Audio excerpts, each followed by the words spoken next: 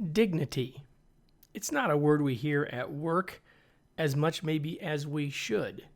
After today, you'll understand it better and probably want to use it more. Are you ready? Let's go.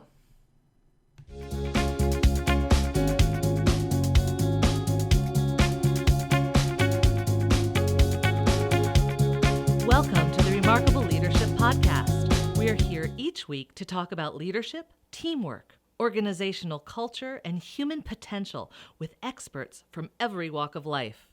Your host is Kevin Eikenberry, a best-selling author and leadership thought leader for 25 years. This episode is sponsored by Kevin's book, The Long Distance Leader: Rules for Remarkable Remote Leadership. Order your copy today at remarkablepodcast.com/book. And now, here's your host, Kevin. Hey, everybody. Welcome to another episode of the Remarkable Leadership Podcast. Today, you're in luck. We got a really smart person. So you don't just have to listen to Kevin. You got another smart person, a really smart person today. Her name is Donna Hicks. Let me tell you about Dr. Donna Hicks. She is an associate at the Weatherhead Center for International Affairs at Harvard. She was the deputy director of the program on international conflict analysis and resolution at Harvard for 10 years. And she's worked exclusively on international conflict issues and diplomatic efforts in places like Sri Lanka, the Middle East, Colombia, Cuba, and Northern Ireland. I think she knows something about conflict resolution, or at least conflict. She has taught courses on conflict resolution at Harvard, Clark, and Columbia, and conducts trainings and educational seminars in the United States and abroad on the role of dignity in resolving conflict. She's the author of the book Dignity: The Essential Role It Plays in Resolving Conflict, and her newest book, which if you're on video, you see it right now in front of you. It is called Leading with Dignity: How to Create a Culture That Brings Out the Best in People. Donna, welcome, and thanks for being here. Oh, you're welcome. Thank you. Okay, so, I say you got smart people. First of all, she's got PhD after her name, so that probably means she's smart. But listen, if she's worked with people in places like Cuba and the Middle East and Northern Ireland on conflict resolution, clearly she knows a little bit of something. I'm glad to have you. So, Donna, before we dive into the books and the dignity and all that stuff, tell us a little bit about your path. It's not just everybody that ends up doing work in Northern Ireland. So tell us a little bit about sort of your journey to get to where you are today. Well, it wasn't a straight line, that's for sure, Kevin. I started out interested in psychology. My PhD is actually in psychology, in human development.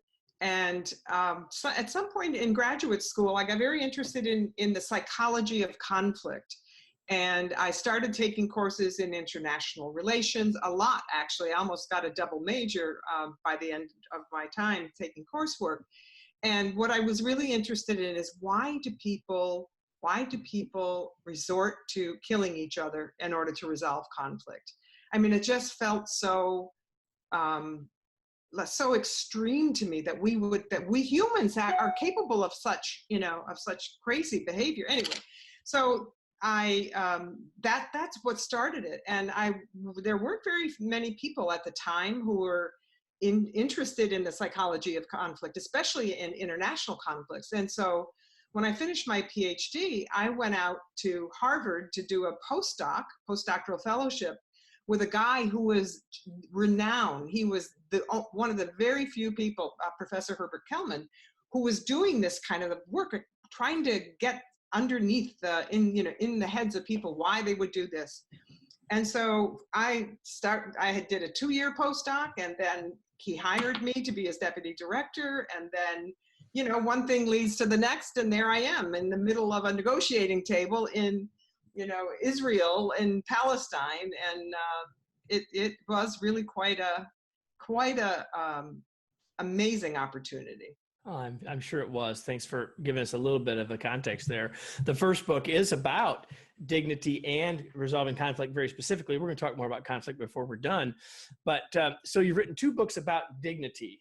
Before we dive into it, let's start by define for us dignity, if you would.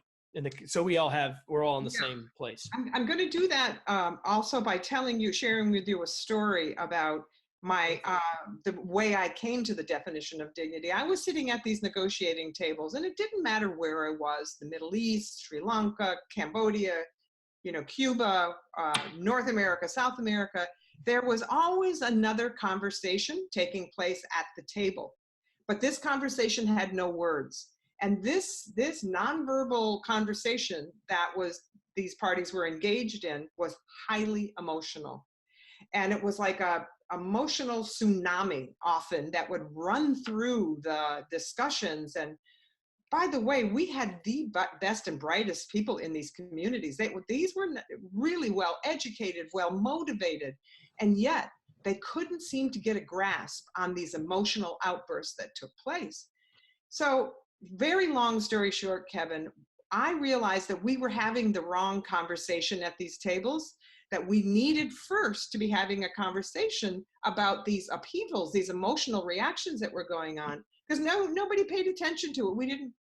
So, but how do you address that kind of emotional reaction when you're with high-powered negotiators? Because they don't want to talk about emotions, They want to talk about the politics. They want to talk about the issues that were dividing them. Even though it's all about emotion, but they don't want to talk about that, right? Exactly. So one day I just, I realized that if I were to put words to this other conversation that was taking place, this nonverbal conversation, it would go something like, how dare you treat us this way?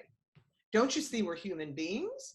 Can't you see we're suffering and you're just doing nothing to help, end the suffering? So anyway, long story short, I finally realized that if I use the word dignity with these negotiators, if I said to them, it sounds to me like you have, there's been some issues around your dignity in this conflict. Would you like to talk about that? And lo and behold, Kevin, the floodgates opened. When I invited them to talk about a time when they felt their dignity had been assaulted by this conflict, I couldn't stop them. And so that gave me the fuel that I needed to pursue this topic of dignity. And I went through all of the literature about how people are defining dignity. And I decided I need a definition that is simple, that helps these people and myself, frankly, when we're in these emotional upheavals, to really think very simply about what's going on here. And so what I found after, researching this for years is that dignity is our inherent value and worth. As simple as that. We are born with it. I always say, think of a little infant baby. You would never say that child wasn't born valuable. In fact, we would say that baby is invaluable. Right. And so our dignity is that inherent value and worth. And I add one more word to that definition, and that is vulnerability. Because our dignity is equally as vulnerable to be harmed and injured as our physical selves, our physical beings.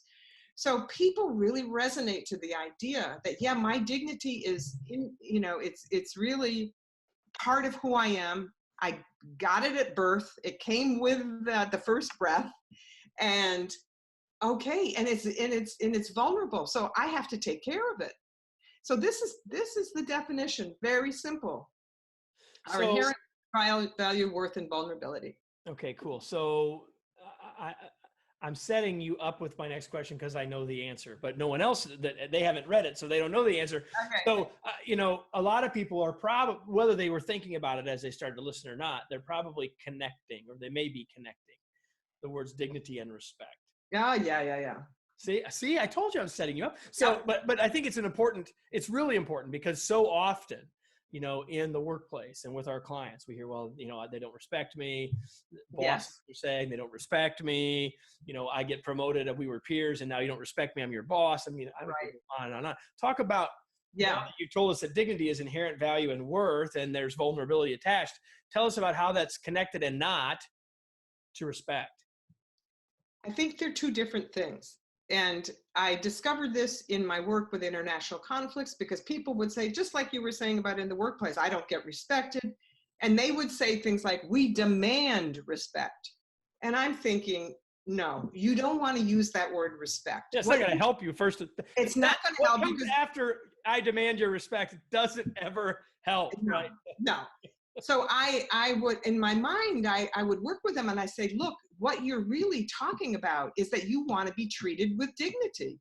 You want to be treated as a human being that has value and worth. And to ask your enemies to treat you with respect is just a bridge too far. That they cannot do that. But if we introduce this idea of dignity, and that we are all human beings and we share that yearning to be treated with dignity, then that is what is sort of the baseline for how we treat one another. And respect, on the other hand, I believe deserves to be, needs to be earned. So if I say, oh, well, Kevin, I respect you so much. I've listened to your programs and I think you're doing a tremendous service. I really respect your, your radio interviews and your ideas about leadership. Sure. Yeah. So you have done something remarkable to deserve my respect, but I have to treat you with dignity. I'm, no matter what you do, even if you treat me badly, I still need to treat you as if you're a human being, not annihilate you either physically or psychologically. There you go. So, so that's really great. And I think that, I mean, if we were going to end this conversation now, which we're not, everyone listening is happy. But even if we were, if people just took those two ideas and thought about the situations you've been in that were a moment of conflict and you were trying to resolve, if you just had that idea, everybody, you'd have enough to have made this well worth your time, having listened to us. But we're not done. We're just getting started with Donna here. So so Donna, there are two books. There's the first one's called Dignity. The second one's called Leading with Dignity. How are they different? If people are already interested in what you're about here and the message that you're sharing, how do we differentiate between the two books? Well, first of all, Kevin, I had to, what I realized when I finally had this epiphany that dignity was underlying all of these conflicts that I was working on, assaults to dignity that had never been addressed or redressed. I realized that, it didn't even matter, no matter where I was, and yes, I was working in international conflicts, but once I had this notion of the power of this word, I saw it everywhere. And in that first book, after that first book, I got invited to go into corporations, to go into healthcare, into education, faith communities, all these different arenas. And they said to me, Donna, you've nailed our issue. You have given words to our issue. And so— And you thought you were writing a book about international relations. Right. I definitely did. So, and then most importantly, Kevin, when I would go into these consultations and try to help them resolve their conflicts in the workplace, what I realized was that if the leadership team, I'm talking top of the line, highest point on the hierarchy there, yep. If the CEO and the executive committees and everybody in charge of decision making, if they weren't on board with this when I went in to try to improve the relationships, it was not going to, it would fail. Because so often, even though a problem may occur in your department over here, right? Often the tone that the leadership sets up at the top of the hierarchy really trickles down, and people feel, well, it's okay to mistreat my colleague because look at what's happening with the leadership team. They're doing the same thing to us. So I realized that without leadership being on board, and Kevin, I never thought I would be writing a book about leadership. In my wildest dreams, I never thought. But I realized how important it was to walk the talk, to show people, to demonstrate to people that you are embodying these principles of dignity, that you care about how people are treated, you care about your employees' reactions when someone violates their dignity. And so I remember thinking after my first book, I said, I'd never write another book. It was torture. But then I got in there out in the world and I thought, oh my God, there's a leadership crisis here. And dignity is going to be the way to shine light on it. Donna, my dad always said, never is a long time. Yeah. So, never and always are a long time. So congratulations on 2 books. So I think here's what I want to say to everyone having read the second, not the first book, is that I do think in your story a second ago that you gave words, if to something. I think for all of you listening, a lot of what Donna just said, if you are a little careless or flippant with the words, you say, well, she's talking about being nice and she's talking about being and about caring, and she's talking about those things, but she's talking about a whole lot more. And it's that depth of it that giving us some new language and giving us a new model is where it becomes helpful. So I'm just saying to everyone, we are talking about the book Leading with Dignity by Dr. Donna Hicks. And I'm going to suggest that as you read it, what you're going to find is, I sort of knew that, but she's going to give you new language. And because she's such a smart person, she's given us a lot of the research and laying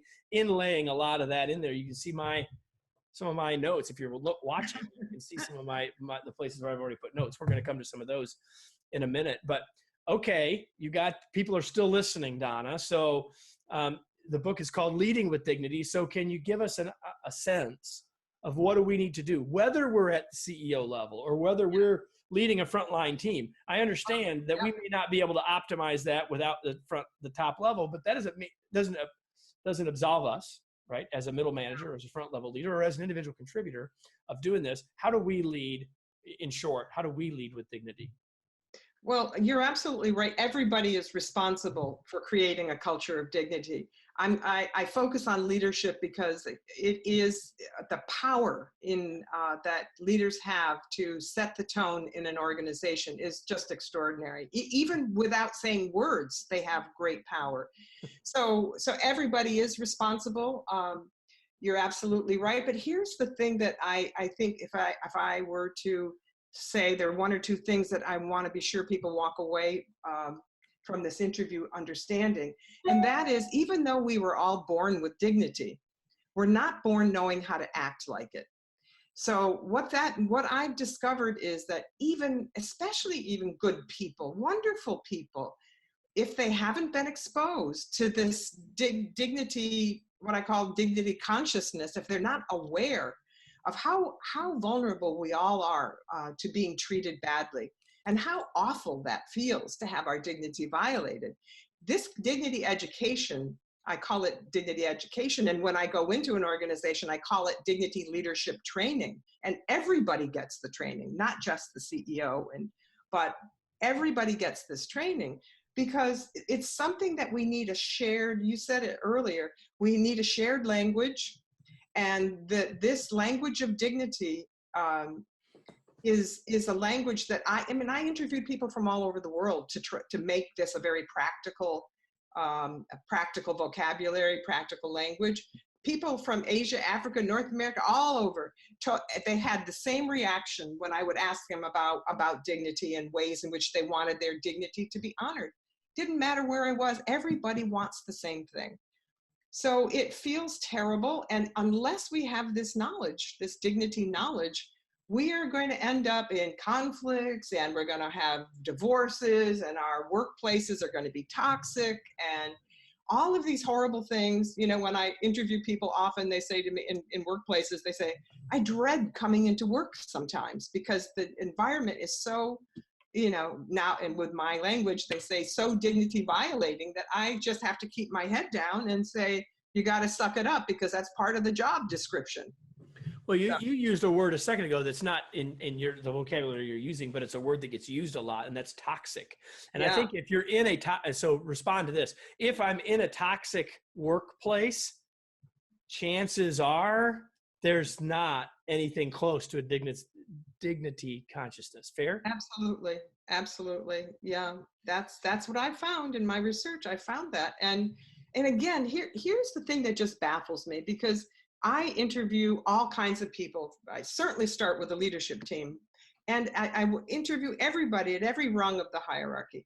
Mm-hmm. And I really do believe people are decent. There maybe be 1%, 2% people who are really disturbed and treat people terribly because they've got some mental disorder or something. But most human beings are really good people trying to do their best.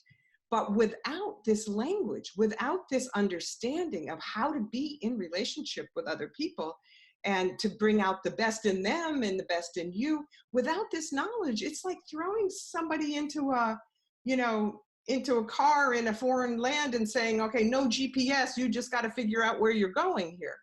It's the ignorance surrounding this issue of dignity, I love to say, is encyclopedic. And it's everywhere, Kevin, the ignorance. And so that was really what inspired me to write this, because I could see how people would respond once they knew this and once they got it and once they started practicing.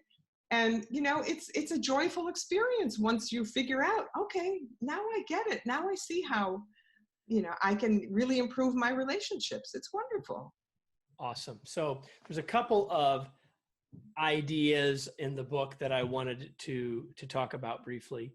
And one is the connection between trust and dignity. Can you talk about that? Because again, organizationally, interpersonally, of course, but organizationally, it's a major topic of conversation and a major bone of contention when it doesn't exist. And it's massively valuable when we have it. And so can you talk about how these ideas you're sharing with us are connected to creating higher levels of trust? Sure. And, you know, trust is like respect in the sense that it has to be earned. And one way to earn people's trust, foolproof way, is to treat them with dignity. Now, the opposite is what we typically see. We see when people have their dignity violated in the workplace, or anywhere for that matter, but we're talking about the workplace here, trust is the first thing to go. And Kevin, trying to recover trust once somebody has felt, you know, discriminated against, somebody has felt that they're treated unfairly, any of those dignity violations, it's very hard walking that back and regaining that trust. So, you know, I say to people in positions of power in organizations, I said, look, understanding dignity, learning how to treat your people with dignity is the most cost-effective way of doing business. Because once you get that trust from people, and once you, you know, show them that you have, you know, you care about them, or you really are concerned about their well-being, you know, the returns are amazing. There's all the research says productivity increases, employee engagement increases, loyalty, you know, discretionary energy, and not to mention, and we shouldn't, I'm saying this at the end because I don't want it to be the first thing, profits also increase. But that's by a big number. If we do it well, by a big number. So awesome. Thanks for that. So, you know, we've already been talking about the last third of the book is really about the culture piece. Yeah. And we've really been talking about that throughout. So I don't really want to go too much more there unless there's something else you want to say about dignity as a part of organizational culture. Is there anything else that you want to say about that specifically? No, just to underscore the importance of everyone being on board, that the need for dignity training is certainly essential with leadership, and it's also essential that that consciousness and that awareness be spread throughout the organization through dignity training and education. So it's because, like you said, right from the very beginning, everybody is responsible here. It's not just the leadership team. So, you know, I mentioned that you had this huge amount of experience and exposure to conflict resolution. And the first book is really about that. Yeah. And so I don't want to minimize that, but there is something in the chapter in this book about that I thought it was a very tangible thing that we could help people with. Again, I've already mentioned that if you just think about how, if I can treat people with dignity, how that's going to change the dynamic of the conflict resolution situation, as well as keeping us from getting there. Oh, by the way. But you talk in the book about this idea, you just sort of say it and move on. But I thought it'd be worth us talking for a second about what you call the 90-second rule. Oh gosh, yes. It's a truly practical thing that I think people can take away and use. Can you talk about that for a second? Yeah. Well, let's just create a scenario. So you're, you know, you're in a staff meeting, and you and your colleague are trying to present some data from a project that you've been working on together. Mm-hmm. And your colleague just basically kind of takes the whole thing over and you are sitting there thinking, okay, when is he going to say, okay, Donna, your turn. When are you going to? And you're reaching a boiling point because he's going on and on and on, and you were equally. We're already past the agenda time. Right, and it's all right. been about them and not And about you haven't, me. and you are fuming. You're thinking, this is so unfair. He's taking all the credit. I'm not getting any recognition, and so you're boiling. And by the time the meeting is over, you go outside in the hall, you take him aside, and you are, yes, you want to pounce. What the heck were you doing there? Why did you? Right. So to avoid that kind of conflict, or to avoid that kind of outburst, let's say, that feels so natural, you can't, it's like a team of wild horses can't hold you back. Which of course then fuels conflict, right? So if we unravel the conflict from 6 months ago, it all started with this moment. Exactly. So the 90-second rule, which I think is so great. So what I have learned is that if you can push the pause button on your desire to pounce at that guy, right, or that person, if you push the pause button and take a breath and really stop and think to yourself, how do I want to respond here? Do I want to return the dignity violation to him just because he violated me? No, that's not part of dignity consciousness. And so the 90-second rule is, this neuroscientist told me that, you never want to respond in anger, because in our brains, chemicals are produced, and it takes at least 90 seconds for these chemicals to get through your body. These, what is the hormone? I can't think of it now.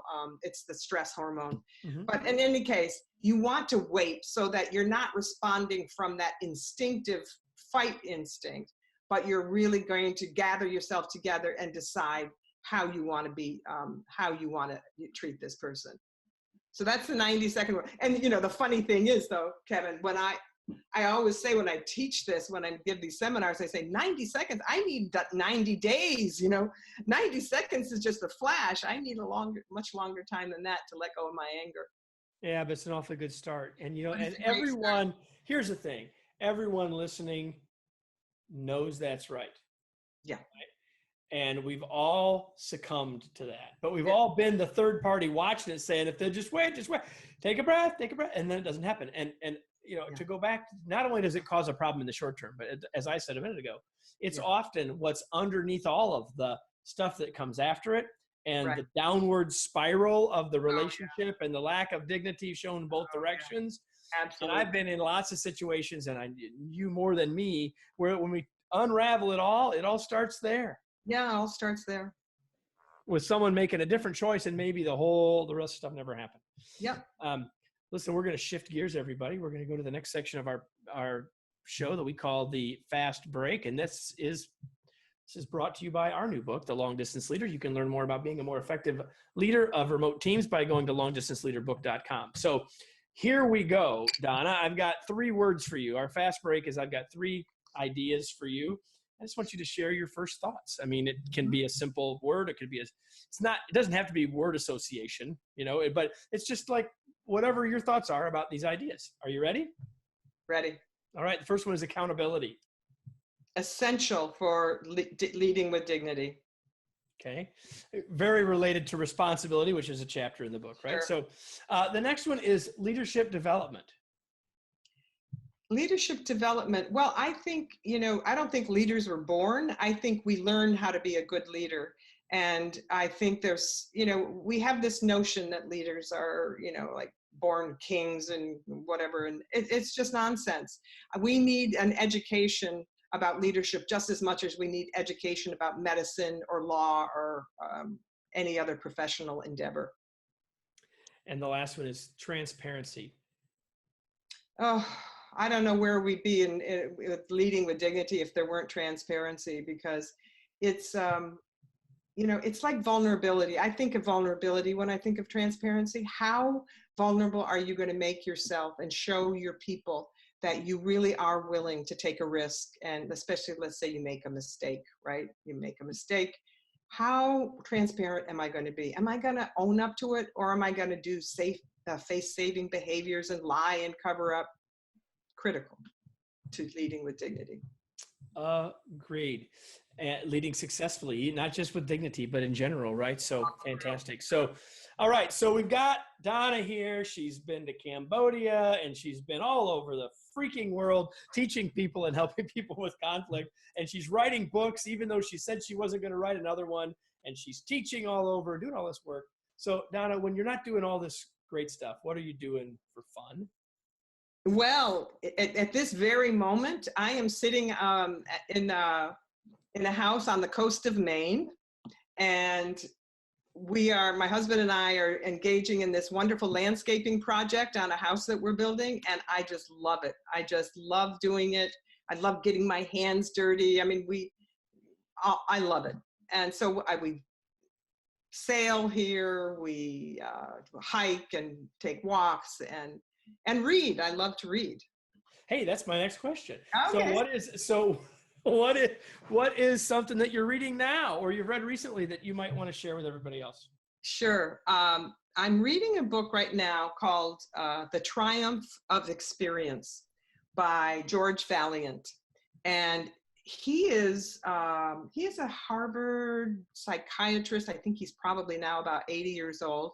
And he conducted a study, an adult development study he used these Harvard sophomores back in the 35 or something, and followed them all the way to their current, in their 90s. And he tracked their development. And I'm telling you, this may be a segue into my third book, because what I'm learning from him is that at the end of the day, what's really important, he thinks, in keeping relationships together and promoting good individual health and promoting good relationship health is knowing how to love.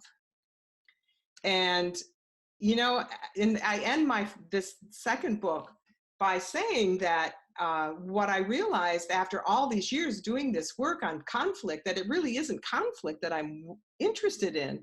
What I'm interested in is love and how we can get better at loving. And to treat people with dignity, it's the secret ingredient in creating a loving relationship. So I'm thinking, I'm reading George Valiant and I'm thinking, all right, love and dignity, maybe there's something there. Maybe I've got to write that third book, The Connection. Right, so we go from never again to I know. thinking about the next one before this one's even out. Although by the time, as we're talking, the book is not released, but by the time you all are listening to us or watching us, the book will just have come out. We're timing it perfectly for Donna. So anyway, the book again is titled Leading with Dignity, How to Create a Culture That Brings Out the Best in People. Donna, where can we learn more about the book, get the book, learn more about your work, etc.? Mm-hmm. Well, my website is drdonnahicks.com. And the book is featured on my website. I just had an update on my website, and you can order it through through Amazon from my book from the website. It's pretty much in a lot of bookstores, and I'm getting a tremendous amount of interest in this, and I think largely, the political environment that we're experiencing now also is filled with a lot of challenges, and I've been getting tremendous interest in this about, well, what does dignified leadership look like? What is it gonna take? So so you can get it at any bookstore likely, but certainly on Amazon and As we used to say, Donna, wherever fine books are sold, right? Wherever fine books are sold. There you go. So listen, everybody, now I have a question for all of you. It's the question I ask you every week here. 2 words. Now what? What are you going to do as a result of what you heard? What insight did you hear from Donna that you want to translate into action? Maybe you got some ideas about what you need to do and think about around vulnerability. Maybe you got some ideas about how to start unraveling or resolving a conflict that you're currently in or that you're trying to help your team with. What action are you going to take as a result of today? If you don't do that, then this really was, solely entertainment. And now, Donna, you're highly entertaining, and it was great fun, but we want people to leave with more than just that, some more than just entertainment, but education, edification, and action. So we hope you take action. So Donna, thank you so much for joining us while you're at your wonderful place in Maine. And thanks for joining us. My pleasure. Thank you, Kevin.